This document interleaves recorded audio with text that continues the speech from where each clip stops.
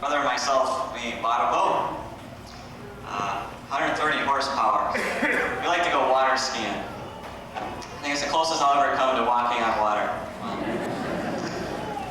It's just kind of reminded me that, thinking, you know, people are a lot like boats. You ever notice that? No.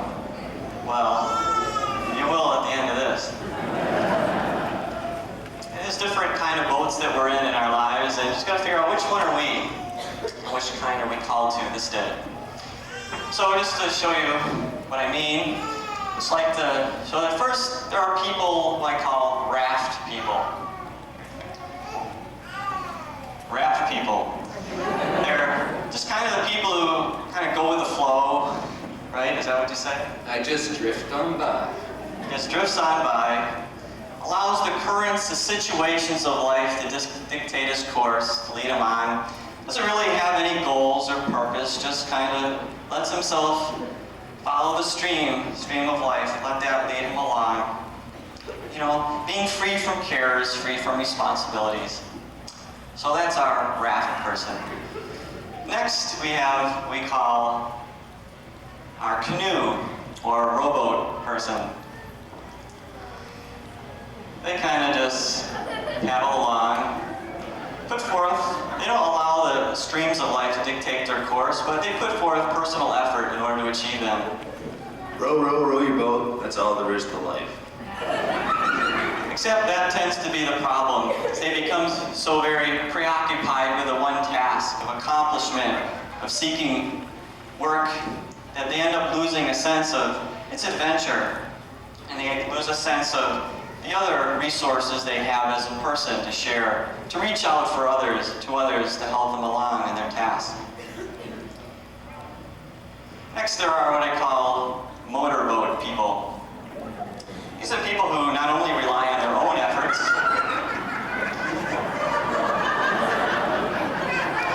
but they seek to multiply their efforts through industry, through technology, through planning by being industrious.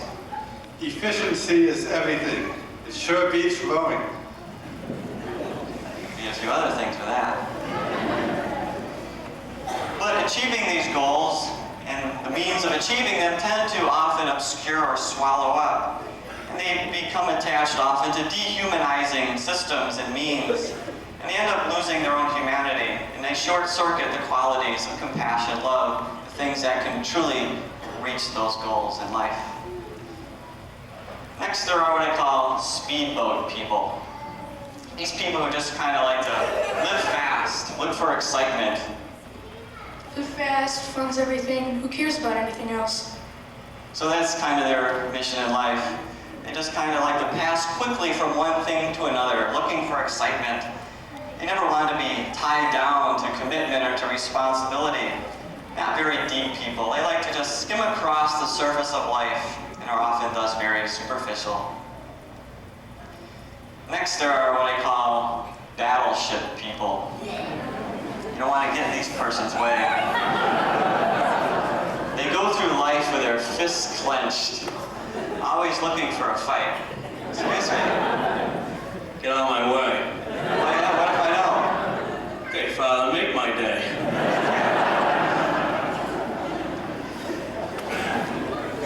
They have no real goals in life except to do in people who do.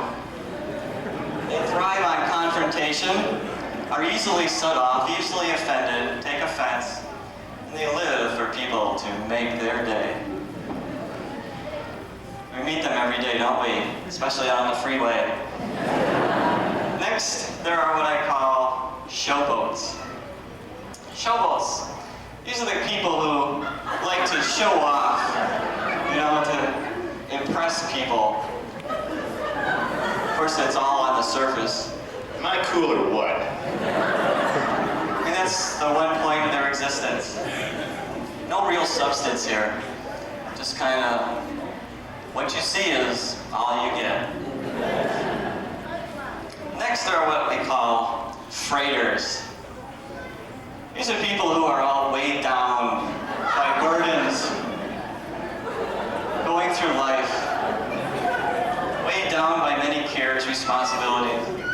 Life's a drudgery. You see, they're all filled with joy and very happy people to be around. They just fill you with joy and everything. Of course, they go around bearing their burdens with a frown, with a negative disposition. They've lost the sense of work as a vocation, as a true adventure. Too bad. Next are what we call love boats. These are people who seek fulfillment, not in loving as giving, but in superficial relationships. Thank you. I love to cruise and I cruise to love.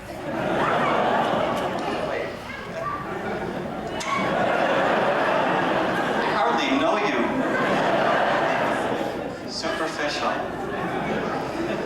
These are people who are more needy than giving, unable and unwilling to make the true sacrifice that real love demands. They are more in love with love than in love with people. They do not really like themselves and constantly need others to affirm them. You're a good person. Next are what we call submarines.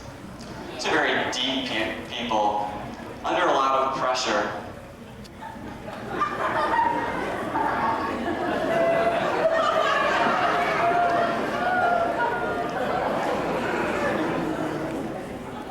They never really come to the surface and share themselves, but are kind of quiet and reserved. I feel down and depressed. I can't keep my head above water. So they never really come to the surface, never able to really share who they are.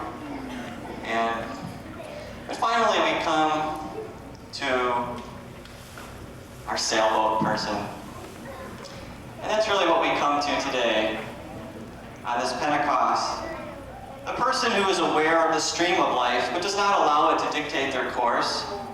The person who makes use of their own resources and efforts, but is aware of an even stronger one. This is a breeze. Because they have opened the sails of their hearts through trust, through faith, through commitment. And they have tapped into the source, the Spirit of God. And they seek that Spirit, that support, that inspiration from others through a community as we do here. And even when life is not a breeze, they are able to find that Spirit within by loving, by giving of themselves. And I think in our own way we are called to this disposition.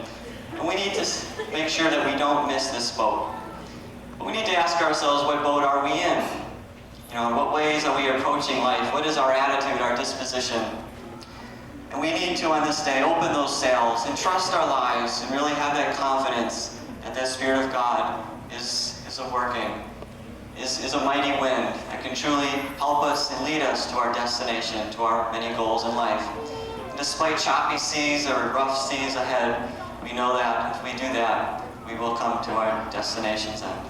So I want to thank my many boats here for helping us to realize this very important point, I think, on this Pentecost Sunday. Thank you.